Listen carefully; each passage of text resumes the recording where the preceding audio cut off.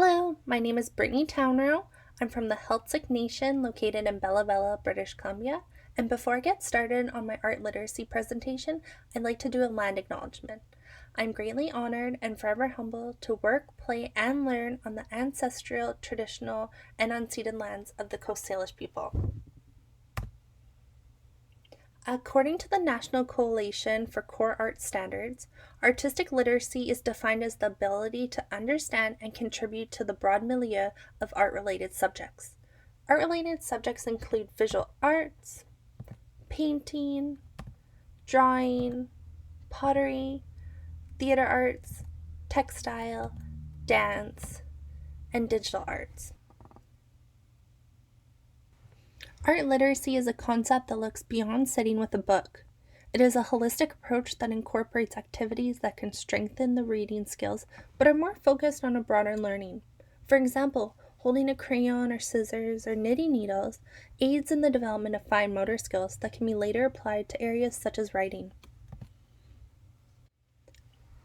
There are many ways to engage with art literacy through textile. Some of you may be more familiar with the knitting with two needles that are made out of either bamboo, plastic, or stainless steel. The yarn is already spun and dyed to the desired color, and knitters can start by casting on a stitch, which means adding yarn to the needle to start the row. The stitches are basically loops on the needle and transition from one needle to the other. Crocheting is a similar technique but only uses one needle. Knitting and crocheting kind of have a bad rap. Let's engage deeper than your typical image of your grandmother or auntie sitting quietly in the corner knitting away, and let's check out this TED Talk on yarn bombing.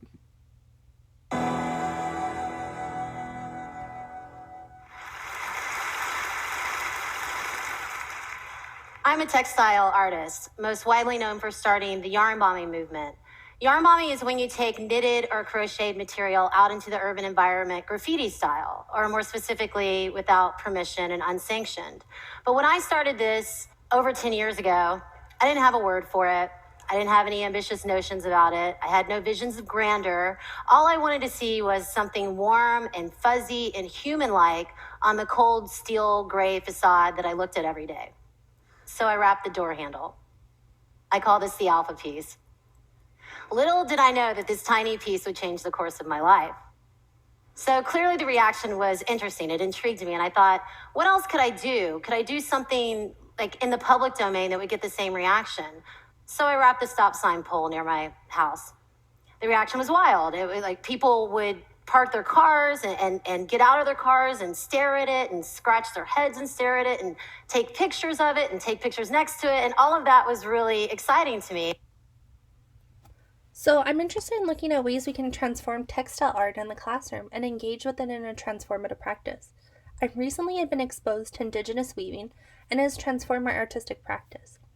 I'm interested in the ways we can decolonize the material and indigenize the curriculum through slow pedagogy. Now, slow pedagogy is more than just slowing down.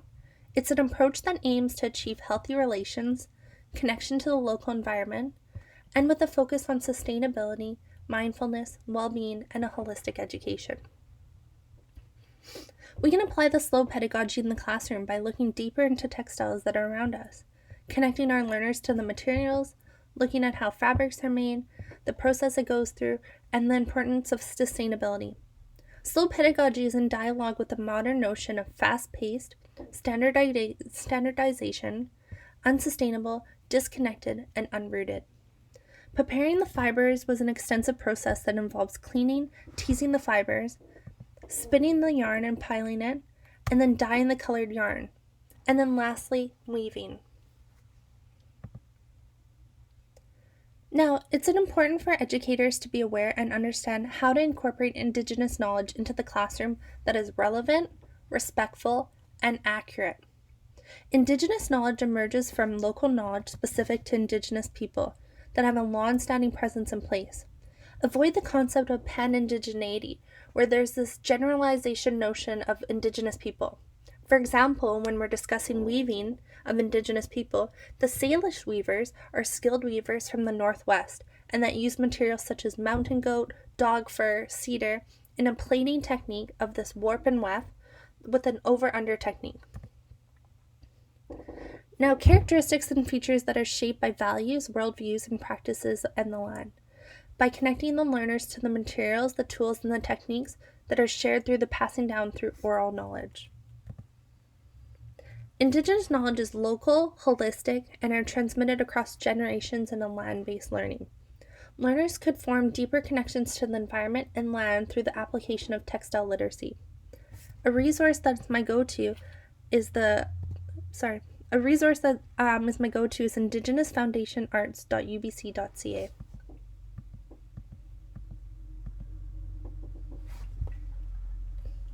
So, sharing cultural practice. Let's start by asking some questions.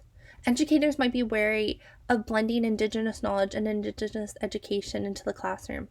An interview, bumpy start for First Peoples curriculum in BC schools, but still hopes are high, was conducted just 1 year after First Peoples principle learning was implemented. Teachers were faced with the task of teaching new materials that they were not necessarily comfortable teaching, nor did they feel adequately equipped to deliver. Here are some resources that will help you bring Indigenous knowledge to the classroom. We could start by asking some questions. So start local. Where are we? Looking at resources such as native-land.ca to see which territory you're on and engaging through that question. We can next invite community. Who are we? Teachers are recommended to contact their local Indigenous elders programs and follow proper protocol. They can contact the local band office to connect with community members that are willing to participate. And make those connections. What are we doing and why? And forming those questions will really help build that understanding of why we're incorporating Indigenous knowledge into the classroom, focusing on slow pedagogy, and really forming those connections for those students. Thank you so much for listening, and here are some of the references that I pertain to. Great, I hope you have a wonderful day. Thank you.